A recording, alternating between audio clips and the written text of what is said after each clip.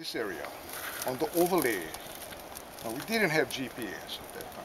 So we kind of had to just apply our mana'o to what we're looking at on this map, because it really wasn't that accurate. And that's a challenge.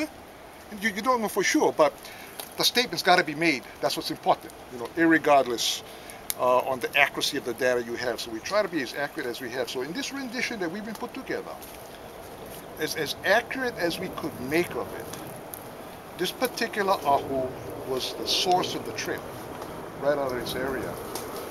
And really the whole point to that exercise was that, like, even today, if you look at things today, our roads, our highways, they access points of interest, points of numbers of populations and people living in a particular area. So we thought the trail would originate at a place that was significant at the time it was constructed. And we're looking at also the water and the ahus in terms of that significance and serving as a component for subsistence in that ancient time, because the karst landscape is unique for this area, but the water was significant. So our mana'o at that time was that this particular ahu may have served something of significance at that time. So I'm trying to get a sense, but I know it's somewhere around here. Sugar canes were right there. Cane Hall Road, somewhere around here. We walked off the Cane Hall Road into the bush, short distance, and there was this huge ahu. Is that ahu still here? I got a photo of it, that's why. I got a photo. If you have the photo, that might help. So, yeah. So it was huge. It was a huge ahu. It was about, it's a big rock. Yeah, it was about almost 5 feet high. You could have seen it from the ocean. As a matter of fact, you could have seen it offshore. I mean, that's how significant it was. So I'm just kind of wondering if it's. Yeah, you talking about the large pohako, the upright? No, it was an elevated mound, and it was with those flat surface. I got a photo. Flat surface. It's elevated about 5 feet. It's all pohako, but it's one. I call them an ahu. And a lot of times when they're disturbed, it's hard to say what it really is, But this one, we refer to it as ahu simply because there was a alignment. There was almost a rectangular. So Jan took a picture of a large pohako, and we actually came out on a site visit and saw that pohako. Yeah. And it was a very large, upright, massive kula. I don't know if that was a pohako lanai, which one that was, but where it went, we're not sure. I don't think, it's hard to relate when we walk along the beach where we were back then.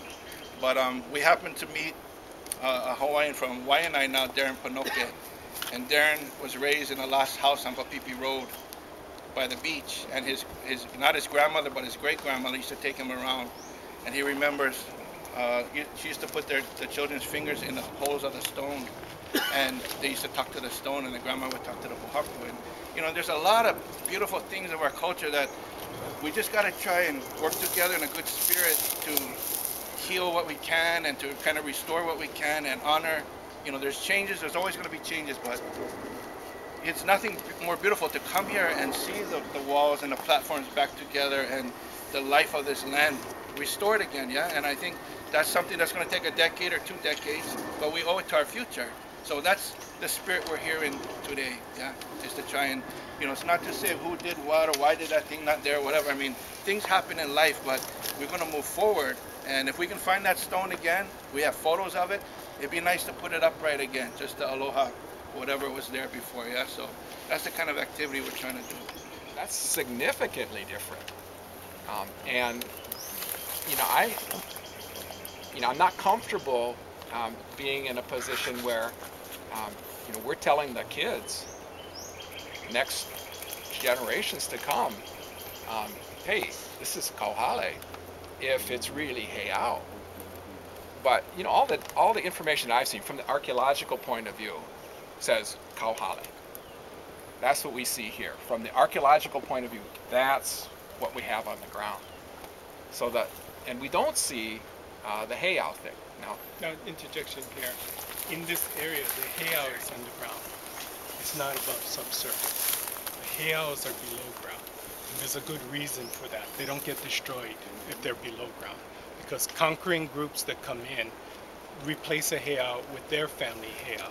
So you wipe out the pre-existing, like the Egyptians, different kings would come in, and then you take a Kane heiau and make it a ku heiau. Down in Waianae, it's famous for that, where Kane heiaus were huli and are now ku heiaus. So in this area, because the source of life is the underground springs, that's where they go. That's where the burials, everything is down below. So this is not like, because this whole landscape is deceptive. It's barren, it looks dead, but the life of the land is below the subsurface. That's where the sustainability always was below. So like you're saying, underneath here is water and There burials are in water? was water. There used to be, the water used to run from here all the way to this marsh area. But then what happened was it was capped off by Campbell. Campbell went up in the mountains and capped it off for wells to use them to sloop them to his fields for agriculture. But anybody who is a fisherman knows, even as far back as the 30s and 40s or 50s or 60s or even 80s, the springs used to gush up over here throughout this whole place, and that's why you have so many sinkholes, because when they capped off those wells, like sponges drying out, they could no longer sustain the weight that normally was infused with fresh water in that rock, and then they collapsed, you know. But they did that over a period of time. It wasn't like all at once. But Real. When they almost lost, I don't know how big this one, huge loader. It was a massive loader, and I'm sure they used it here. Huge bucket. Broke through the shallow crust of the limestone and fell in this sinkhole. I don't know if Kepa or Thais or where this particular project, but I was called up to Kapolei Hawaiian Civic Club for several projects because of barrels that were found and this break, this thing is caved in into the car. So when we got there, this particular sinkhole that you could not see was massive. Was so huge. No one even thought about trying to go down and inspect this huge, massive sinkhole. But it was so significant in our mana'o that Shaw was asking us, Civic Club, and regarding the burial, as a matter of fact, I think Kai was the one we talked to regarding that reinterment, of not a reinterment, it was to seal it up and to decide on how to resolve this. It was a wall within a sinkhole. What do? We open them up, close them. We consulted with Kumuhula John Kaimikawa at that time. He said just seal the burial and build an aho to identify its location. With respect to this we're talking about, this loader, our mana'o at that time, and that of Kumujan, was that it had to, this chamber was so large that in our mana'o it had to have served anciently some kind of significance. And we don't know what it was, we didn't want to say what it was. So we just, it had to be important. So we suggested they wanted to fill them in, seal it, and they just fill them all in with stuff. But because of the size of this hole, there's issues of liability in construction projects. So that's the approach to that kind of perspective. If there's going to be a future reuse of that project, they got to minimize the liability. But they were nice enough and willing enough to just cap that, seal it, and close it.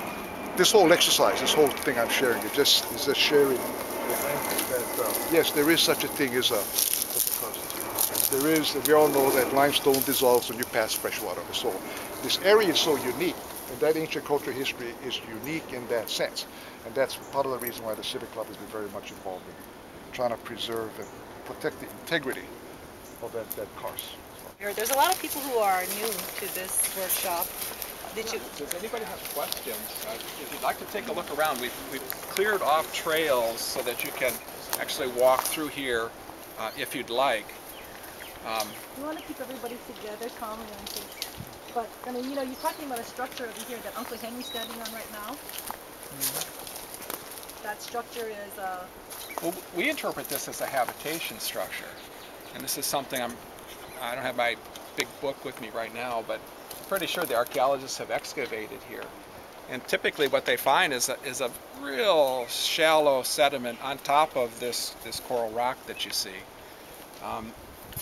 There's really not room to bury something as substantial as a human skeleton in many of the deposits that you see here.